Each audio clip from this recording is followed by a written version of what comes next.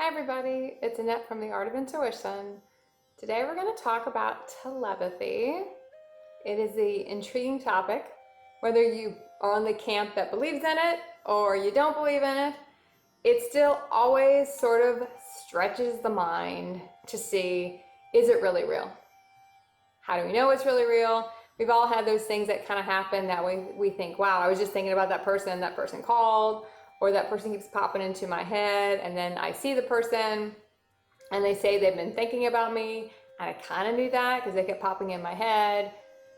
The question we're going to answer today is, if you're getting someone that you feel like you're constantly getting telepathic messages from, do you have to answer? Do we answer? Do we not answer? Energetically, we're going to answer in some form, just due to how we feel about the situation. People would ask, how does someone feel about me? I was like, normally it's how you feel about them. Normally they feel the same way, to some extent. And they kind of know how you feel and you know how they feel. So you might be really thinking about something a lot and you feel like you're receiving a lot of telepathic messages from a certain person, but you don't know what to do with it. So what's appropriate? Do you telepathically send messages back? Even though you're energetically answering in some form just by how you feel. If you're angry about something, you're clearing a lot of anger about the situation, they're gonna know that on an energetic level. So that might be why you're not hearing from someone in this physical realm in a more tangible way, in a sense, and you're getting more energetic signals from them because they sort of know how you feel about it and they don't feel it's appropriate to come toward you in another way. So telepathy is a very powerful tool because you can't really shut it off. You never shut it off. You're always receiving messages all the time. And some pop out stronger. A lot of times people will get them more when they're sleeping because they're just more open to it. But really see how you feel about the situation and see what messages you are sending back. Because whether you're consciously going to sit there and go, okay, I'm going to telepathically send them a message, you're energetically sending them a message, whether you're going to focus on it or not. So see how you feel about it. See how you feel about it and shift how you feel about it and see if it shifts the situation energetically. You don't have to do anything really in the physical to shift something.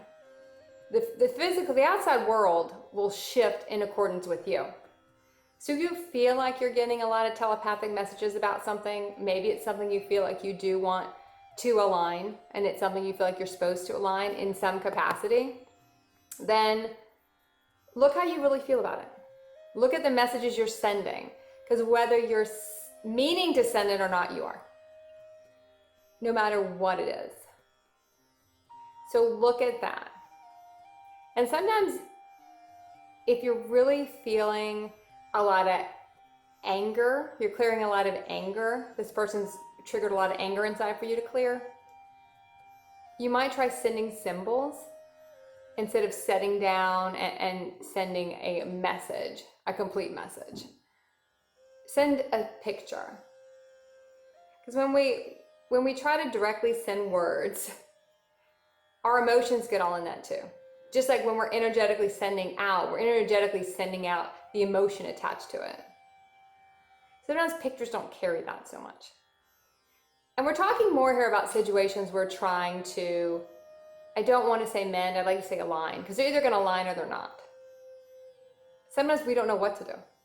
We don't know if it's worth aligning it or not, and that's something we have to look at. But if you feel like you're getting pinged a lot, and in this time where people are by themselves more, you don't see as many people out and about as you used to, I think this is getting picked up on more by a lot of people because our vibration's higher, we're more open to it, and we're not as distracted by the day-to-day stuff because there's not that much day-to-day stuff going on. So we've had to really focus on things that have come before, things we want to clear out of our system, things that have come before.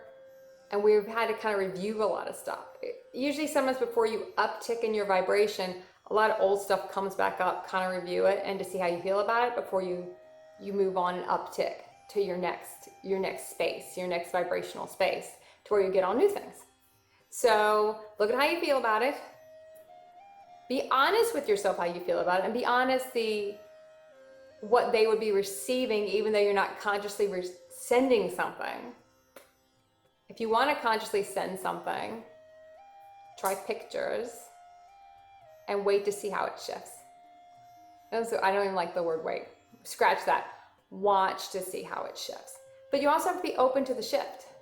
If we continually say, oh, it's never going to shift, it won't ever shift. We have to shift it inside first. We are the catalyst to the shift. They are not. We are. Now, they might not shift into where you want them to shift to. They might shift out completely, but that would be aligned and that would be appropriate in that situation. But you have to be open to how the shift can occur and that the shift can occur. Whether you're on board with telepathy or you're not on board with telepathy, don't worry about that. You're going to do it anyway. It doesn't matter. Eventually, you'll become more comfortable with it if you're in the collectives that aren't on board with telepathy. So it is the most powerful form of communication we have. It speaks much louder than words do, because you can't twist it. The emotions are going to show through. It's not just empty talk. It's the real deal in a sense. So just look at what you're sending out to that person, whether you're doing it specifically or not, and keep practicing the art of intuition.